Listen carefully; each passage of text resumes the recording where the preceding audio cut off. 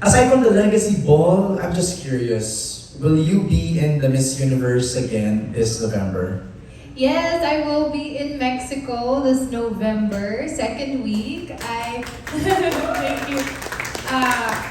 To support our own si Chelsea, but also to serve as a commentator. Wow!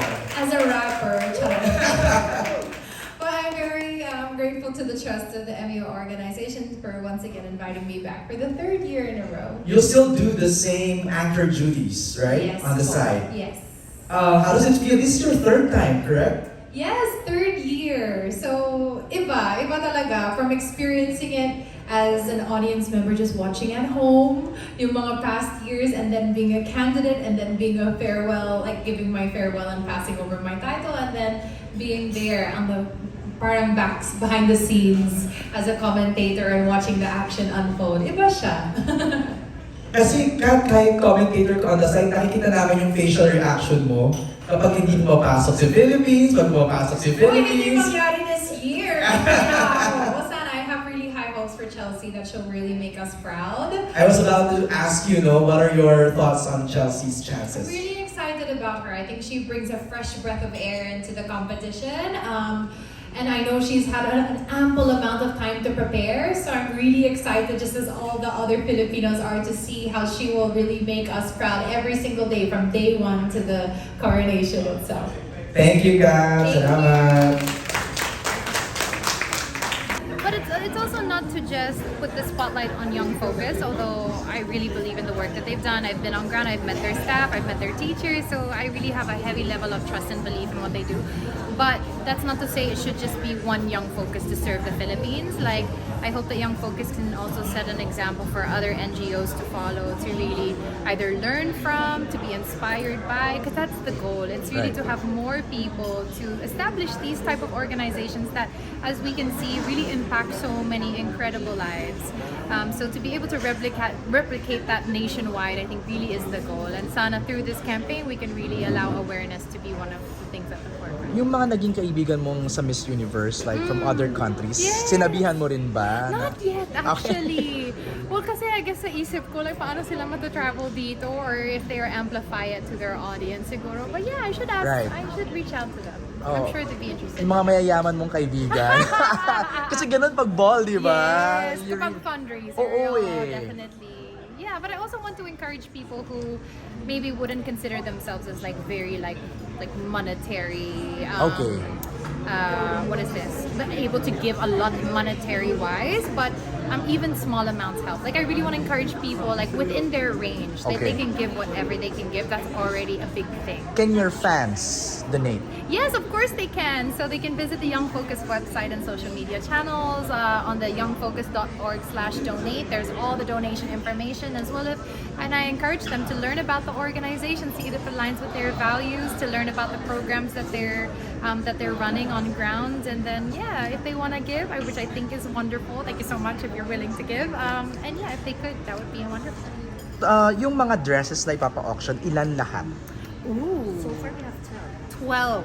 Okay. 12 dresses or outfits or ensembles all together, and yeah, they're spread out across the few years. So there's some Anong from my Miss pinaka-ano Universe dyan? journey. Yes, ano yung pinaka parang, ito na yung pinaka mabigat? It would really have to be the Gerson de Mavivas pieces that I wore during my reign. So, Oh. why? Because these heavily feature textile, which is something that I think I carry on until now, but it really was at the beginning of my love story with Philippine textile, Okay. and one of the first creations that I was able to kind of showcase that love through. Kasama rin ba dyan yung green dress that you wore when you arrived in Thailand? No. Oh, no. It's not. Iconic yun. Oh, that would be a hard one to let go, no? Okay. Pero no, it's not a part of the collection. That's with the designer. As in I do want to shout out also to the gracious designers who have been willing to donate these for fundraising, because it's also their craftsmanship and, Okay. and their investment into these pieces. Yung lava gown hindi din kasama. Hindi talaga. Baka as a museum eventually, no? No joke, but yeah, it's quite an iconic piece. I know. But these ones are, yeah, they're mostly from my special events throughout the years. Yes, there's Ulysses, there's Jackie Clarino, Jerson Damavivas, Manny Halasan, just to name a few. So Wow. very gracious to these designers who have so willingly donated the pieces for good cause. So pinasabog mo lang na you'll be in Miss Universe again? Yes, I'm very, very, very grateful to be invited back for the third year. That's a really big thing for me kasi in a way, it really gives me confidence about my hosting on an international level. And I really do enjoy it talaga. There's a certain level of spontaneity in an event such as Miss Universe. Of course, everything's happening blow by blow. Like, Right. hindi mo alam, like, sino papapasok or like, what's gonna happen next.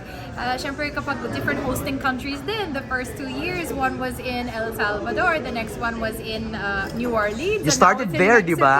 I know, Yep. it's crazy. So every different country gives a different energy and Right. a different audience. And I love being a part of that because, again, it gives me that well-rounded perspective. Like, I was a girl up there on that stage. I know how they're feeling, but to be within the crowd and to feel the energy, it's electric.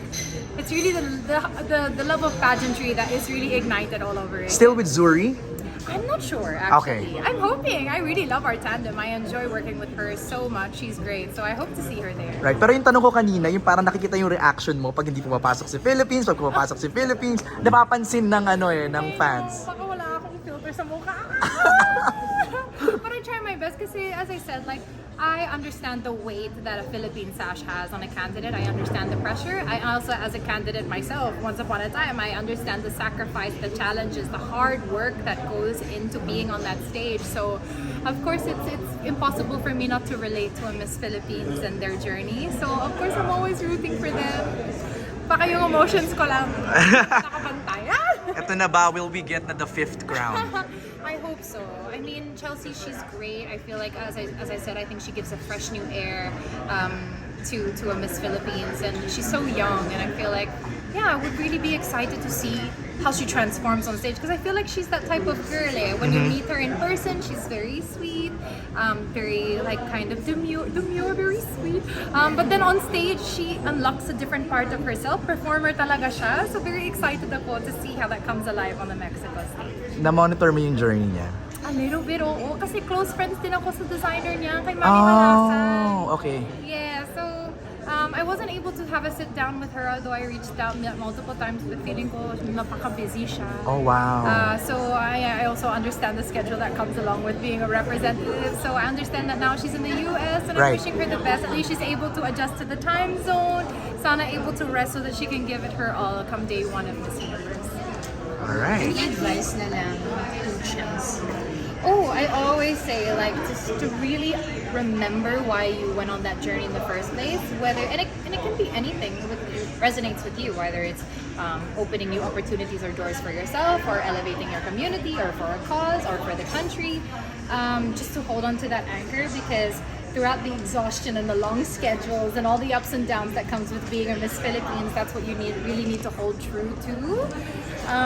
And just enjoy, because I look back on it now and it feels like a blip. Like, Blur, no? yeah, it was like so fast. Yung time ko, 2 weeks yata, 2.5 weeks ang laban ko noon sa Thailand. But now looking back, it's so fast. And I wish I could have been more present to soak in every moment, because it's a once in a lifetime opportunity. It feels like you're in the Olympics, not to draw the parallels between an Olympian and a beauty queen, but you're surrounded by delegates from all over the world representing your country. And I think that's such an exciting and incredible honor to have in your lifetime. So I hope that, my advice would be to be present and to remember her anchor and to just enjoy. Are you brushing up on your, ano ba? Rapping skills? No, Spanish, Mexican. Oh my God, wala akong skill dyan. Oh no. Baka last minute na Mga lang. hola. Hola, Yeah. amiga. Yeah, but that would be nice actually. I should brush up on that. Iba kasi din ang energy ng mga Mexicans, di ba? Excited ako kasi feeling ko yung energy sa loob ng stadium will be electric. Kasi Okay. just like I recognize that Latin America as well as the Asian communities, we really love pageants. Right. Iba talaga ang amor ng mga pageants. So I know that it'll be felt. So, and there's a large Latin delegation like representing that part of the world. So I feel that she's gonna be incredible. I remember 2 years ago, yung New Orleans and El Salvador, sobrang hectic ng schedule mo na 1 or 2 days ka lang doon. Yeah. Even here, because I was about to ask kung makakaikot ka ba sa Mexico. It's such a beautiful city. Upcoming All-Star Canada. So that'll be a string of concerts through Calgary and Toronto. Right. Tickets are on sale now if anyone's interested in coming along. And then from there, we're segueing straight to Mexico City.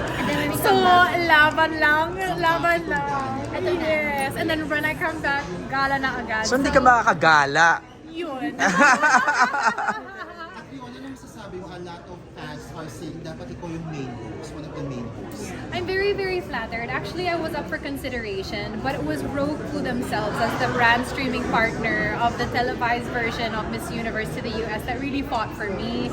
So flattered din naman ako that they really see my value as a correspondent. But yeah, it would have been a nice experience, and I hope one day I'll be able to experience that rin. One day. Kahit the pre-pageant, di ba? Yung Pero preliminaries. usually kasi that's given to the reigning Miss Universe. Ah. Do you still prepare for this kind of hosting? Yeah, I actually like to familiarize myself with the girls in as much as I can, although there are so many and you don't know who's going to make the first cut. It would be easy to say, oh, study these 20 profiles and not the 100. I think it's 100 and... 130 now. 132. Oh my God, ang laki. Biggest in It's the history. biggest ever kasi ang alam ko before this year, yung year ko yata, ang pinaka-largest was 94, 95 or 94. Oo, so I would love to get to know the girls through their but the profile I think is also such a glimpse as well. It's not really a full picture of who they are because I think it's a nice thing as a commentator to be able to throw in those tidbits or yung kwento about the girls or their countries in. But yeah, I'll try and brush up. Sana manonood ako ng mga preliminaries habang nasa Canada or baka nasa aeroplano na ako that time. Hindi ko alam. Pero best efforts.